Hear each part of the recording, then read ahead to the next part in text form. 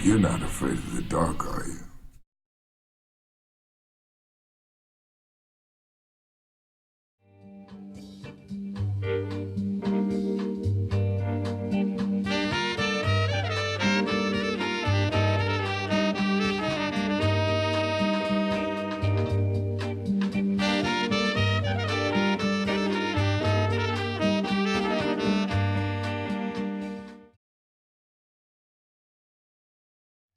All right, peace, everyone. Welcome to another article reading on the Dark Warrior Perspective channel. I appreciate everyone's support and tuning in. We're going to continue our reading in the Black World edition by the Johnson publication. Yes, there are other magazines that we're going to eventually get to. However, I've seen that there's been a lot of articles written in this particular edition by the Johnson publication that I felt was is still being more relevant. The Jet magazine and Ebony and the Colored magazine, a lot of these magazines, they I haven't been reading too many things in those magazines that has been relevant for us for the time being. But I'll soon to be finding something and bring it to your attention. So let's get started. If you can see, I'm going to increase the size so you can see it clearly. This is the Black World Johnson publication. It was this one was publicized. The publication was in July 1970, and to scroll out a little bit more, you'll see that the front cover this edition was Black Woman by Amontu Baraka, and of course African names and their meanings. But we're not going to get into that article today. I found another article in this magazine, or in this particular edition, that I thought was more prevalent for what we're going on right now and is well needed. All right. So let's increase the size. Scroll over here. Go to the index. As you can see, the article in which I want to read to you today is the African Heritage Studies Association on page 20. Right? And what I found it to be relevant because it's still needed today. And I wanted to just go ahead and get started so that we can, because I'm going to add some more things to this video later on. And sometimes I go on my little rants, so you got to forgive me. All right? So the African Heritage Studies Association, it was in October 1969 that a group of blacks attending the annual conference of the predominantly white African Studies Association in Montreal, Canada, revolted against the white domination and orientation of the influential association of the scholars. The resurgent blacks organized the African Heritage Studies Association, and in May 1970, the new organization held its first national conference. I'm going to increase this a little bit more for you guys, okay? A little too big. Okay. That the conference, as was to be expected, was marked by considerable heat and controversy, but also by the strong rays of light. And it is to be assumed that through the normal processes of arguments and cooperation, the organization will settle down and proceed toward achieving its laudable aims. Following is a paper drawn up after the Montreal Revolt, which describes what led to the formation of the AHSA and what the founders hoped to accomplish in the cause of Pan-Africanism. So, in other words, the study group in which we're talking about, the African Heritage Studies Association, is formed because the blacks attending these conferences became very tired of that much of what they're being taught about African studies is being done by predominantly whites. So now this organization that we know of is being formed to further the studies. All right. So here's the statement by the people who's attending this. The African peoples attending the ASA conference have demanded that the study of African life be undertaken by a Pan-Africanist perspective. This perspective defines that all black people are African peoples and negates the tribalization of African peoples by geographical demarcations on the basis of colonist spheres of influence. This position was enunciated at the negotiating meeting with the board of directors of the ASA this afternoon. Specifically, in order to reflect this perspective, African peoples demand that the following changes be made in the ideological and structural basis of organization which purports to study, research, and teach authoritatively about African peoples and culture. Number one, they stated, the ideological framework of the ASA, which perpetuates colonialism and neo-colonialism through the educational institutes and the mass media, should be changed immediately. Okay? The constitutional procedures, number two, which provided for the election of a predominantly white board of directors to decide upon the scholarship, study, and research of African life, should be changed immediately to deal truthfully and realistically with African peoples. Number three, in accordance with the above, the new board of the ASA should be composed of 12 members, 6 Africans and 6 Europeans.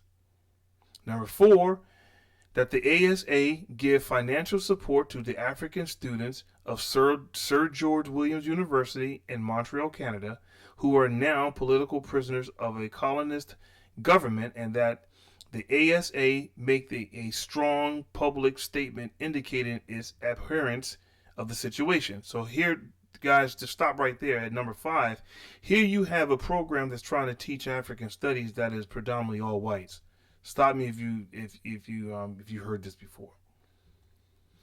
Number 5, the rules governing the membership of the ASA be amended so as to allow African scholars total participation in the association. So the ASA, that is predominantly white, is now also preventing African scholars to be involved to teach about African studies.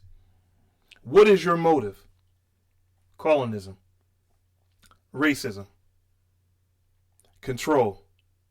Number 6, the criteria for allocation of funds for research and publications on the study of African life should be established by a committee composed of equal members of Africans and Europeans, to say the least. Although I always find it funny that every time we do something, they're always in control. In a plenary session of the African peoples, it was unanimously agreed to reject the ASA board's token offer of 3 African representatives on a 12-member board of directors. 3. The other 9 being elected according to regular procedures. The plenary session of African peoples considered the ASA board's offer irresponsible and insulting. In fact, it is. The plenary session reiterated that African peoples would no longer permit our people to be raped culturally, economically, politically, and intellectually merely to provide European scholars with intellectual status symbols of African artifacts hanging in their living rooms and irrelevant and injurious lectures for their classrooms. That is a fact. All European countries got all of our artifacts, all of our cultural representation behind plastic and glass or whatever the case may be in the museums. It is nothing but a graveyard to me of what our ancestors created. And then they prance around in their arrogance thinking they know more about African people than you. And you can't participate in teaching African studies. And you're the African. Here's a statement of the Black Caucus. We, the black people, gathered in Montreal on October 15, 1969, on the occasion of annual conference of the African Studies Association, having long disapproved of the complexion, activities, direction, and selection of participants of this organization and its conferences, hereby state the following. This is the statement from the Black Caucus. Number 1, this organization, which purports to study Africa, has never done so, and has in fact studied the colonial heritage of Africa. Yes. We condemn the intellectual arrogance of white people, which has perpetuated and legitimized a kind of academic colonialism and has distorted the definition of the nature of cultural life and social organization of African peoples. 3. The work of this organization is irrelevant to the interests and needs of black people, and the methods of research are geared towards proposals which extend the old material interests of the European nations. Number 4. International research controlled, directed, and financed by Western interests is a subtle but potent mechanism of social control and exploitation of African peoples and resources. Yes, indeed. 5. The granted agencies which support African studies are the same people and organizations which exploit African peoples throughout the world and undermine and retard our political development. We are aware of the presence right here of people who represent those interests. That's in every school we go to. That's why Leo Hansberry went through hell in Howard when he established the African studies in Howard. He knew more about African studies than the whites there, who's supposed to grant you your PhD when you write your dissertation. Well, he knew so much more about African studies that they couldn't refute any of it, nor could they really support it. So there at large, they said, no, we're not going to grant you your PhD. But without him, you wouldn't have that program, which later on, it was reversed. He was rewarded of that. Therefore, let's go further. Therefore, we resolve that this organization and its works are fundamentally invalid and illegitimate. It represents relationship to Africa, is damaging and injurious to the welfare of African peoples. We further resolve that this conference should be and hereby is suspended until the following matters have been resolved satisfactorily. I like it. A. We unconditionally support our black brothers and sisters who are presently being held as political prisoners in this city as a result of their stand taken against blatant racism practiced against them by a white professor at Sir George Williams University. In a very real sense, this conference does not relate in any way to the serious problems confronting those black people and the black community in general in Montreal. B. The direction and content of African studies must come from the black people through an international Pan-African organization along the lines of the African Heritage Studies Association. Therefore, the offices of the African Studies Association are declared vacated, and this ad hoc committee assumes control so that black people can determine future definition and content of African studies. In other words, get the heck out of here because you are teaching us about our history incorrectly, and we can do better than you. Now, this is where the African Heritage Studies Association come into play. Introduction. The African Heritage Studies Association, the AHSA, is an association of scholars of African descent dedicated to the preservation, interpretation, and academic presentation of the historical and cultural heritage of African peoples, both on the ancestral soil of Africa and in the diaspora in the Americas and throughout the world. What are their aims and objectives? I love it. Education. Number 1A. The reconstruction of African history and cultural studies along Afrocentric lines while effecting an intellectual union among black scholars the world over. B. Acting as a clearinghouse of information in the establishment and evaluation of a more realistic African program. C. Presenting papers at seminars and symposia where any aspect of life and culture of African peoples are discussed. D. Relating, interpreting, and disseminating African materials for black education at all levels and the community at large. International. Number 2, A, to reach African countries in order to facilitate greater communication and interaction between Africans and Africans in the Americas. That's definitely needing some healing right there. B, to assume leadership in the orientation of African students in the U.S. and orientation of Afro-Americans in Africa. Establish contacts. Definitely needed. C, to establish an information committee on African and American relations whose function it will be to research and disseminate to the membership information on all aspects of American relations with respect to African peoples. Domestically speaking. Number 3, A, to relate to those organizations that are predominantly involved in and influence the education of black people. B, to solicit their influence and affluence in the promotion of black studies and in the execution of AHSA programs and projects. C, to arouse social consciousness and awareness of these groups. D, to encourage their financial contribution to black schools with programs involving the study of African peoples.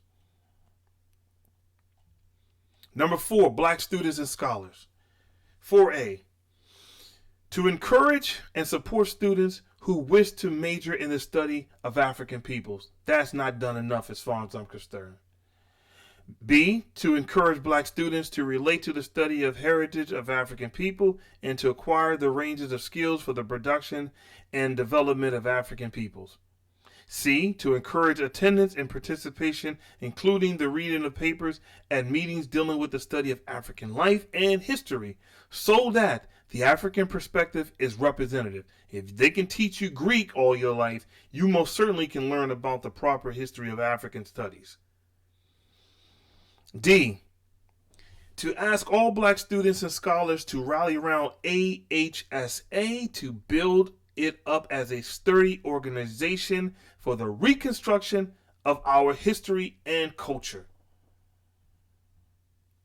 Black committees. 5A, to seek to aid black scholars who need financial support for their community projects or academic research. Definitely need the finances because the white scholars are being backed by a lot of huge corporations with money to give them years at a time and to research, travel the world, and conjure up books to talk about you. But we don't have the same financial backing.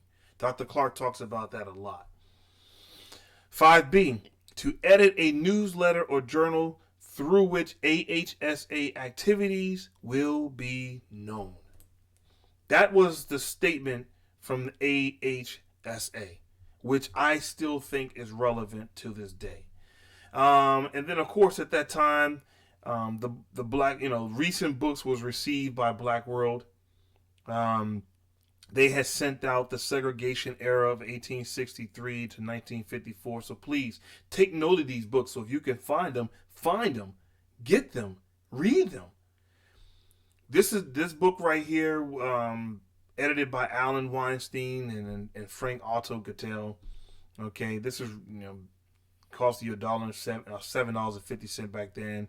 Then they sent The Conversation with Eldridge Cleaver by Lee Lockwood.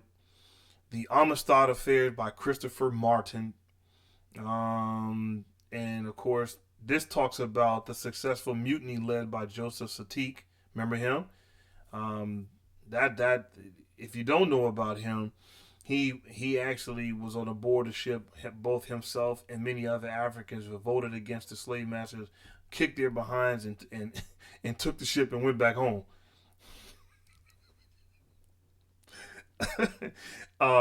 He and 38 Africans aboard the Spanish slave ship the Amistad off the Long Island coast in 1839. For all you non-believers that keep talking about no slavery never existed. Nobody ain't come from Africa. Then they sent out The Revolutionary. And this was a prolific writer's book of radical analysis and cogent commentary. The Black Man in America from 1619 to 1790 by Florence and J.B. Jackson. Okay. African Politics and Society by Irvin Leonard Markowitz. And you can look at the contributors right here if you look closely to this volume, included Sheikh Anta Diop. You had Africa Yesterday and Today by Clark D. Moore and Ann Dunbar. You had Black Africa, Its Peoples and Their Cultures Today, edited by John Middleton. You had African Renaissance by Leonard Barnes, Afro-American Anthropology by Norman E. Whitten and John F. I'm going to say Swed. Not for sure. Apologize if I mispronounced it. You had the Los Angeles Riots, a sociological study edited by Nathan Cohen. And you had Grito by Richard Gardner. It's about Mexican American. All right. And the New Mexico Land Granite War of 1967. The Chicanos dramatized their claim to vast areas of the state which were stolen from their ancestors by moving in on the governmental headquarters of the dusty little town of Tierra Amarilla. All right. So that concludes this particular article reading in the Black World. I hope you enjoyed it, because I most certainly did. However, it's more to come. It's that old commercial, but wait, there's more. I'm going to go further into other African study groups that was created prior to the AHSA in Montreal. Stay tuned.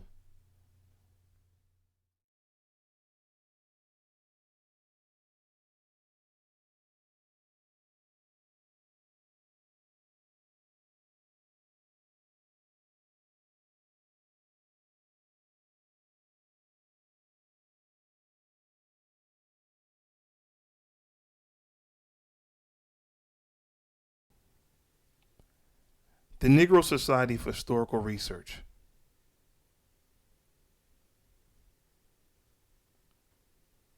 The founders were E. Franklin Frazier,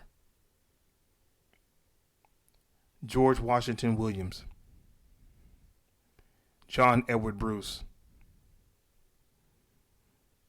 and Antoro Alfonso Schomburg.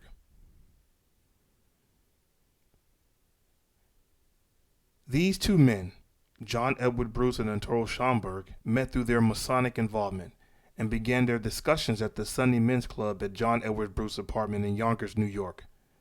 So in 1911, with their level of knowledge of Africana studies, they created the Negro Society for Historical Research.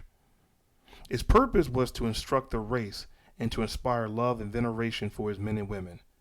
The membership was limited to about 25 members, and their responsibilities were to gather books, pamphlets, and other manuscripts by writers of color worldwide.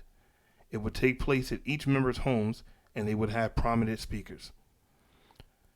Alain Locke spoke at the first annual meeting, became a member, and partially sponsored a trip to Egypt in 1924. They had members both in the American Negro Academy and the Universal Negro Improvement Association and African Communities League. The society became a Linden library that operated out of Schomburg's apartment and was available to members and anyone else interested in Black history. After the organization disbanded, the collection became the Schomburg Collection of Negro Literature and Art, which later became the Schomburg Center for Research and Black Culture in Harlem, New York.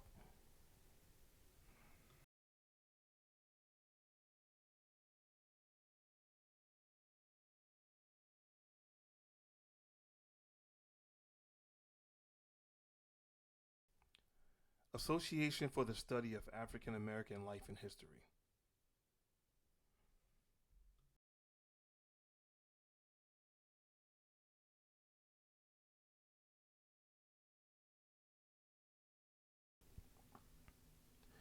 The founders were Carter G. Woodson, George Cleveland Hall, William B. Hartgrove, Alexander L. Jackson, and James E. Stamps. In 1915, Carter G. Woodson created the Association for the Study of African American Life and History, the ASALH. This association was based in Washington, D.C. The organization was later renamed the Association for the Study of Afro-American Life and History in 1971. The organization published the Journal of African American History, formerly the Journal of Negro History. The ASALH hosted its first convention in 1917, 2 years after the organization was founded. During the first convention, Woodson stated the goals of the organization. Its primary responsibilities would be the publishing of historical magazines, researching the achievement of Negroes, directing a home study program along with writing and publishing books and monographs. At the conventions, the ASALH organized plenary sessions and workshops. It sponsored Black History tours of famous landmarks in the city of Washington, D.C., and the Youth Day for high school students in the area.